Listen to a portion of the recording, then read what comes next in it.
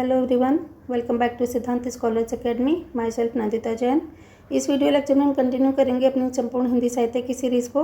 हम पढ़े थे भक्तिकाल, और भक्तिकाल की दो धाराएं हैं, निर्गुण काव्य और सगुण काव्य। तो निर्गुण काव्य में भी दो धाराएं हैं, संत काव्य धारा और सूफी काव्य धारा। तो संत काव्य धारा को हमने लास्ट वीडियो में फिनिश कर लिया था। आज से हम स्टार्ट करने जा रहे हैं सूफी काव्य धारा।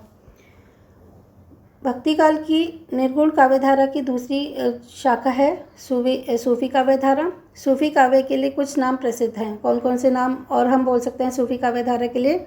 इसे प्रेम मार्ग की शाखा भी कहा जाता है, जबकि संत काव्य धारा थी ज्ञान मार्ग की शाखा। इसे प्रेमाश्रयी शाखा भी कह सकते हैं, या प्रेमाख्यान काव्य परंपरा भी कहा जा सकता है। तो सूफी शब्द की उत्पत्ति कैसे हुई? सूफी शब्द सूफ से बना हुआ है, जिसका शाब्दिक अर्थ होता है ऊन, पगड़ी या फिर चबूतरा। ठीक है, तो मक्का मस्जिद के बाहर एक चबूतरा भी है। तो इस चबूतरे पर बैठकर ही भक्तिपरक गीत लिखने के कारण जो ये संत थे वो सूफी संत कहलाए। ठीक है, तो सूफी शब्द किससे बना है? सूफ से बना है, जिसका शाब्दिक अर्थ है या तो ऊन या पगड़ी या फिर चबूतरा। तो मक्का मस्जिद है ना, वहाँ पर एक चबूतरा भी बना हुआ है, और इसी चबूतरे पर बैठकर कुछ संत काव्य लिखते थे, इसलिए वो सूफी संत कहलाए। कुछ विद्वान सूफी शब्द का संबंध सोफिया से जोड़ते हैं, और सोफिया का तात्विक अर्थ होता है ज्ञान। ठीक है, तो कुछ इसे ऊन, पगड़ी या चबूतरा कहते हैं। तो चबूतरे पर बैठकर काव्य करने से ये सूफी संत कहलाए। लेकिन कुछ विद्वान कहते हैं कि सूफी शब्द का अर्थ होता है सोफिया, और इसका मतलब है ज्ञान। एक अन्य मत इससे संबंधित है, वह है सफ़ा या साफ़ा, जिसका अर्थ होता है शुद्ध या पवित्र। ठीक है, सफ़ा या साफ़ा, इसका शुद्ध अर्थ हो क्या है? पवित्र। परंतु सर्वाधिक मत जो है ना वो सूफ है, जिसका अर्थ होता है ऊन। ठीक है, तो सूफी लोग प्राय सफ़ेद ऊन से बने हुए वस्त्र ही पहनते थे, जो कि पवित्र भी है और जिसके कारण इन्हें सूफी कहा जाने लगा। तो हमने देखा कि सूफी का अर्थ पवित्र भी होता है, सूफ का मतलब ऊन या पगड़ी भी होता है। ठीक है, और जो सूफी काव्य धारा के कवि थे वो ज़्यादातर सफ़ेद ऊन से बने हुए कपड़े पहनते थे, इसलिए इन्हें सूफी कहा जाने लगा। तो आई होप कि आपको सूफी शब्द का मतलब बिल्कुल अच्छे से समझ में आ गया होगा। अब हम देखते हैं कि सूफी दर्शन का भारत में प्रचार प्रसार किस प्रकार से हुआ। तो भारत में सूफी मत का आगमन कब हुआ था? 10वीं शताब्दी में। इसके प्रचार प्रसार का जो श्रेय है वो किसको जाता है? वो जाता है ख्वाजा मुइनुद्दीन चिश्ती को। आईने अकबरी में कुल 14 सूफी संप्रदायों का उल्लेख मिलता है, जिसमें से 5 प्रमुख हैं। ठीक है, तो वैसे तो टोटल देखा जाए तो आईने अकबरी में कितने संप्रदायों का उल्लेख मिलता है? 14 सूफी संप्रदायों का उल्लेख मिलता है, लेकिन 5 इसमें प्रमुख हैं। ये 5 हम पढ़ लेते हैं कौन कौन से हैं। पहला है कादरी संप्रदाय, जिसके प्रचारक हैं अब्दुल कादिर। दूसरा है चिश्ती संप्रदाय, जिसके प्रचारक हैं ख्वाजा मुइनुद्दीन चिश्ती। ठीक है, तो ज़्यादा श्रेय इन्हीं को जाता है सूफी संप्रदाय का प्रचार प्रसार करने का। फिर है सुहरावर्दी संप्रदाय, जिसके प्रचारक हैं बहाउद्दीन जकरिया।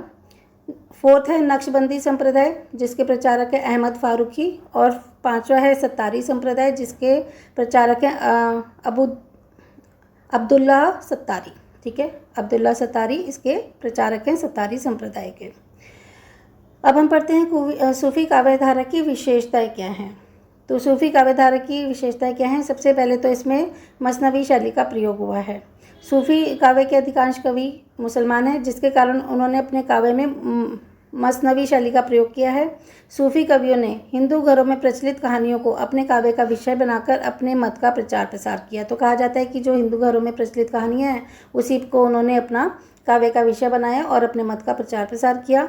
जायसी के काव्य पद्मावत, जायसी का जो काव्य है ना पद्मावत, बहुत ही प्रसिद्ध काव्य है। ठीक है, इसके बारे में हम पढ़ेंगे। तो उसमें उन्होंने रतन सेन और पद्मावती की ऐतिहासिक प्रेम गाथा का वर्णन किया है। ठीक है, तो जैसे कहा गया है ना कि सूफी काव्य धारा में जो हिंदू घरों में प्रचलित कहानियाँ थीं, तो जायसी ने अपने प्रसिद्ध काव्य पद्मावत में रतन सेन और पद्मावती की ऐतिहासिक प्रेम गाथा का वर्णन किया है। तो थे तो ये मुसलमान कवि, लेकिन इन्होंने रतन सेन और पद्मावती की ऐतिहासिक प्रेम गाथा का वर्णन अपने काव्य पद्मावत में किया है। ठीक है, तो यहाँ से आपको याद हो गया होगा कि अगर पूछा जाता है कि मलिक मोहम्मद जायसी का प्रमुख जो प्रसिद्ध काव्य है वो कौन सा है? पद्मावत। और ये भी पूछा जाता है पेपर में कि पद्मावत में किसका उल्लेख है? तो वो है रतन सेन और पद्मावती की ऐतिहासिक प्रेम गाथा का उसमें वर्णन किया गया है। अब हम पढ़ते हैं कि इनकी रचनाओं का नामकरण कैसे होता है। तो सूफी काव्य स्वच्छंद प्रेम का निरूपण करने वाली साहसिक शौर्य प्रेम कथाओं के अंतर्गत आते हैं। ठीक है, जो आज़ाद प्रेम होता है, स्वच्छंद प्रेम होता है, उसका निरूपण करने वाली जो साहसिक शौर्य प्रेम कथाएं हैं उसके अंतर्गत आता है सूफी काव्य। आचार्य शुक्ल ने आचार्य शुक्ल जो रामचंद्र शुक्ल हैं वो बहुत ही प्रसिद्ध कवि हैं, लेखक हैं, साहित्यकार हैं। उन्होंने सूफी कवियों के प्रेम की पद्धति में प्रेम की पीर को सर्वाधिक महत्वपूर्ण माना है। तो अगर पूछा जाता है कि आचार्य शुक्ल ने सूफी कवियों में किसको सर्वाधिक महत्वपूर्ण माना है, तो वह है प्रेम की पीर। अधिकांश प्रेम आख्यानों का नाम प्राय नायिका के नाम पर है, जैसे मधुमालती, चित्रावली, पद्मावत, कनकावती तथा रूपमंजरी इत्यादि। ठीक है, तो जो भी उन्होंने जो प्रेम आख्यान किए हैं वो उसका नाम कैसे रखा हुआ है, नायिका के नाम पे रखा हुआ है बजाय नायक के नाम पे रखने के। अब हम पढ़ते हैं भारतीय लोक संस्कृति एवं लोक जीवन का स्वाभाविक चित्रण कैसे किया गया है सूफी काव्य में। सूफी प्रेम आख्यान कवियों ने जन सामान्य में प्रचलित मान्यताओं, अंधविश्वासों आदि का चित्रण अपने काव्य में किया है। अधिकांश मुसलमान कवियों ने हिंदू की प्रेम कथाओं से प्रभावित होकर अपने काव्य का विषय बना दिया। सूफी काव्य में भारतीय जनता के व्रत, उत्सव, तीर्थ, पर्व, सांस्कृतिक क्रियाकलापों का भी वर्णन मिलता है। ठीक है, तो सूफी प्रेम आख्यान कवि ज़्यादातर किस पर लिखा करते थे, वो हिंदू प्रेम कथाओं पर लिखा करते थे या फिर हिंदू जो जनता थी, भारतीय जनता है, उनके व्रत, उत्सव, तीर्थ या सांस्कृतिक पर्व क्रियाकलापों का वर्णन अपने काव्य में किया करते थे। अब हम पढ़ते हैं साधात्मक एवं भावात्मक रहस्यवाद का समन्वय कैसे हुआ है सूफी काव्य में। सूफी काव्य के अधिकांश कवियों ने लौकिक प्रेम कथाओं के माध्यम से अलौकिक प्रेम की वंचना की है। लौकिक प्रेम कथा जो किस लौकिक प्रेम कथा है, उससे अलौकिक प्रेम जिसको सिर्फ हम महसूस कर सकते हैं, देख नहीं सकते, सिर्फ उसे महसूस किया जा सकता है, अनुभव किया जा सकता है, तो उन्होंने लौकिक प्रेम कथा के माध्यम से अलौकिक प्रेम की वंचना की है, जिससे उसमें रहस्यवाद का समावेश हो गया। ठीक है, तो अगर जो दिखाई दे रहा है उसमें हम उसकी वंचना करें, जो दिखाई नहीं दे रहा, तो इसमें क्या किसका समावेश हो जाता है, रहस्यवाद का। पद्मावत में वर्णित राजा रत्न सेन व पद्मावती के प्रेम का वर्णन इसी प्रकार का है, जहाँ रत्न सेन आत्मा का प्रतीक है और पद्मावती परमात्मा का। तो जैसे हम कहते हैं कि आत्मा का परमात्मा से मिलन होता है, तो उन्होंने रत्न सेन को तो आत्मा का प्रतीक बना दिया और पद्मावती को परमात्मा का प्रतीक बना दिया। तो आत्मा का परमात्मा से मिलन ही उनके काव्य की आत्मा है। ठीक है, तो जो पद्मावत में जो मलिक मोहम्मद जायसी का काव्य है पद्मावत, उसमें उन्होंने राजा रत्नसेन और पद्मावती के लौकिक प्रेम कथा का वर्णन किया और उसमें उन्होंने उसे अलौकिक बना दिया, रहस्यवाद का उसमें समावेश कर दिया। कैसे कर दिया, उन्होंने रत्नसेन को आत्मा का प्रतीक मान लिया और पद्मावती को परमात्मा का। तो आत्मा और परमात्मा तो हमें दिखाई नहीं देती, लेकिन उन्होंने क्या करा, मौलिक से लौकिक से अलौकिक में उसको रहस्यवाद के द्वारा उसकी अभिव्यंजना की है। अब हम पढ़ते हैं कि सूफी काव्यधारा में श्रृंगार रस की प्रधानता होती है। सूफी प्रेमाख्यान काव्य ग्रंथों में सूफी कवियों का मूल प्रतिपाद्य क्या था, प्रेम, जिसके कारण उनकी रचना में श्रृंगार रस की प्रधानता रही, क्योंकि प्रेम होगा तो वहाँ पर श्रृंगार भी होगा, आयोग भी होगा, वियोग भी होगा, संयोग भी होगा। तो सूफी कवियों ने अपने काव्य में श्रृंगार के दोनों पक्षों का, कौन से पक्ष होते हैं श्रृंगार के, संयोग भी और वियोग भी। तो जब आत्मा और परमात्मा मिलते हैं तो संयोग होता है और जब आत्मा और परमात्मा एक दूसरे से दूर हो जाते हैं तो वियोग होता है। तो इस श्रृंगार रस का उन्होंने चित्रण किया है। सूफी कवियों ने नारी का नक्शिक वर्णन करके उसमें उनकी विद्वता व बुद्धिमत्ता का भी उल्लेख किया है। नक्शिक वर्णन होता है नाखून से लेके सिर तक, उसका वर्णन किया है और साथ में ये भी बताया, क्योंकि नायिका प्रधान ही होते हैं इनके काव्य, तो कि नारी में कितनी विद्वता है, मतलब बुद्धिमत्ता कितनी है और वो कितनी विद्वान है। इस प्रकार उनके काव्य में श्रृंगार रस के साथ साथ कहीं कहीं शांत रस की भी प्रधानता मिलती है। ठीक है, तो बुद्धिमत्ता और विद्वता का जब उल्लेख किया तो शांत रस भी मिलेगा श्रृंगार रस के साथ साथ। अब पढ़ते हैं कि उनकी काव्य में सरसता का गुण किस तरह का है। सूफी कवियों ने अपने काव्य में किसी भी प्रकार के संप्रदाय का खंडन नहीं किया। उन्होंने अपने धर्म के प्रचार हेतु प्रेम कथाओं की रचना अवश्य की, परंतु किसी अन्य संप्रदाय विशेष के प्रति कोई उग्र बात नहीं की। ठीक है, तो उन्होंने किसी भी संप्रदाय का खंडन नहीं किया। हाँ, वो अपने काव्य में धर्म के प्रचार के लिए प्रेम कथाओं की रचना करते थे। ठीक है, लेकिन किसी और संप्रदाय के प्रति उन्होंने कोई उग्र बात नहीं कही थी, कोई ऐसी बात नहीं की थी जो गलत हो या दूसरों के लिए उचित ना हो। कवियों ने अपने काव्य में सरसता के गुण का सहारा लिया। किसी धर्म आदि का विरोध न करने पर प्रेम तत्व को प्रधानता देते हुए सूफी कवि हिंदुओं में भी काफ़ी लोकप्रिय हो गए। ठीक है, क्योंकि उन्होंने हिंदू धर्म का या किसी और धर्म का कभी विरोध नहीं किया, और क्योंकि वो हिंदू घरों में होने वाली कहानी कविताओं को ही अपने काव्य में शामिल करते थे, तो इसलिए वो जो कवि थे ना, सूफी कवि, वो हिंदू में भी काफ़ी प्रचलित हुए।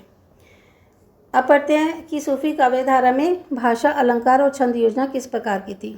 सूफी कवियों ने अपने काव्य में अवधी भाषा का प्रयोग किया। ध्यान रखिएगा, यहाँ से क्वेश्चन आ सकता है कि सूफी कवियों ने अपने काव्य में कौन सी भाषा का प्रयोग किया? अवधी भाषा का। मलिक मोहम्मद जासी ने पद्मावत में जिस अवधी भाषा का प्रयोग किया वह ठेठ अवधी है, यानी कि प्रॉपर अवधी है। जायसी ने अपने काव्य में अरबी फारसी की अपेक्षा संस्कृत के तत्सम और तद्भव शब्दों का अधिक प्रयोग किया। ठीक है, तो क्या देखा हमने कि सूफी काव्य में कौन सी भाषा का प्रयोग होता था? अवधी भाषा का। मलिक मोहम्मद जायसी ने पद्मावत में, क्योंकि ये इनसे कनेक्टेड क्वेश्चन तो आएगा ही मलिक मोहम्मद जायसी से कि उनके कौन कौन से काव्य ग्रंथ थे, और पद्मावत के विषय में भी क्वेश्चन पूछा जाता है। तो वो कौन सी भाषा थी? अवधी भाषा में भी ठेठ अवधी थी। जायसी ने अपने काव्य में अरबी और फारसी की जगह संस्कृत के तत्सम और तत्व शब्दों का अधिक प्रयोग किया। बहुत इंपॉर्टेंट है, ध्यान से सुनिएगा। सूफी काव्य में कहीं कहीं राजस्थानी मिश्रित ब्रजभाषा भी देखने को मिलती है। तो अवधि तो है ही है, साथ में संस्कृत के तत्सम तद्भव भी हैं, राजस्थानी भी है, और ब्रजभाषा भी देखने को मिलती है। किसमें? सूफी काव्य धारा में।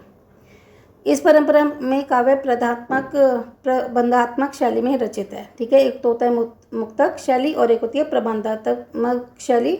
तो सूफी कवियों ने उपमा, रूपक, उत्प्रेक्षा और अतिशयोक्ति आदि अलंकारों का प्रयोग करके सौंदर्य वर्णन का इसमें सौंदर्य का वर्णन किया है। तो इसमें कौन सी शैली है? प्रबंधात्मक शैली है, मुक्तक शैली नहीं है। और अगर पूछा जाता है कि कौन कौन से अलंकार वो इस्तेमाल करते थे, वो उपमा, रूपक, उत्प्रेक्षा और अतिशयोक्ति अलंकारों का वर्णन करते थे सौंदर्य को वर्णन करने में। अतिशयोक्ति अलंकार होता है जब किसी बात को बड़ा चढ़ाकर बताया जाता है। उपमा में किसी की तुलना की जाती है। तो ये सारे हम जब हम अलंकार पढ़ेंगे तो इसको डिटेल में पढ़ लेंगे। सूफी कवियों पर क्षेत्रीय बोलियों का भी प्रभाव दिखाई देता है। तो जिस क्षेत्र में हम जाते हैं, अलग अलग क्षेत्रों की अलग अलग बोली होते हैं। तो ये सूफी कवि भी भ्रमणशील होते थे, एक जगह से दूसरी जगह प्राय घूमते रहते थे। तो क्षेत्रीय बोलियों का भी प्रभाव पड़ा उनके काव्य पर। इन्होंने अपने काव्य में दोहा चौपाई शैली का प्रयोग किया। दोहा होता है जिसमें 2 लाइनों उसमें काव्य लिखा जाता है, और चौपाई होता है जिसमें 4 लाइनों में काव्य लिखा जाता है। तो इनके काव्य में दोहा चौपाई शैली का भी प्रयोग किया। तो यहाँ से क्वेश्चन बन सकता है। इस पैराग्राफ को बहुत अच्छे से देखिएगा। तो अगली जो हमारी वीडियो होगी, इस वीडियो में हम इतने पढ़ते हैं। अगली वीडियो में हम निर्गुण सूफी काव्य में सबसे पहले हम किसके बारे में पढ़ेंगे? मलिक मोहम्मद जायसी के बारे में। इनके बारे में तो ज़रूर से क्वेश्चन आता ही है पेपर में।